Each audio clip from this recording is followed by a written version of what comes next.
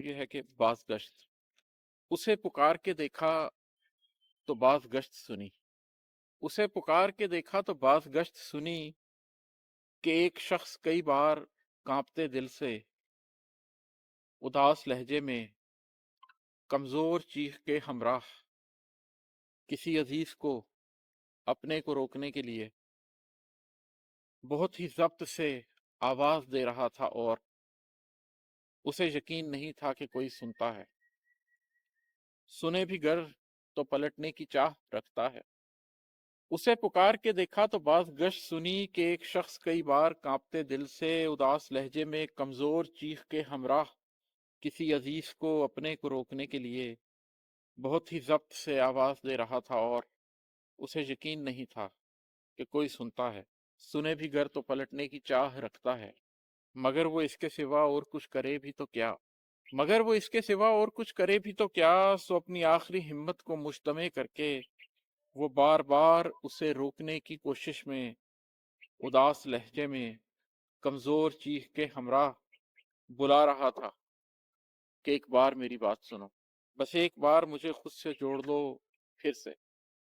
उसे पुकार के देखा तो बाज़ गश्त सुनी। तो क्या ये मैं था, ये कमजोर टूटता हुआ शख्स? तो क्या ये मैं था, ये कमजोर टूटता हुआ शख्स? तो क्या ये मेरी ही आवाज थी जो मैंने सुनी? ये बाज़ गश्त ना सुनता तो कब समझ पाता, ये बाज़ गश्त ना सुनता तो कब समझ पाता कि मैं सदाएं नहीं दे रहा था सिर्फ उसे। मैं टूट जाने के तकलीफ दे मसाइब से गुजर रहा था, मगर खुद को पढ़ ना पाया था। उसे पुकार के देखा तो बाज़ गश्त सुनी।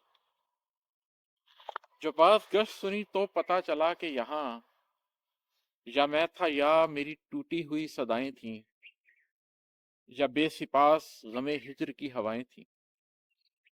वो शख्स कब का कहीं जा चुका था जीस से दूर, गमे फिराक से पुर इल्तजाए नीस्त से दूर, कि मेरे पास फकत खामोशी का मेला था, कि मेरे गिर्द फकत बेकसी का घेरा था।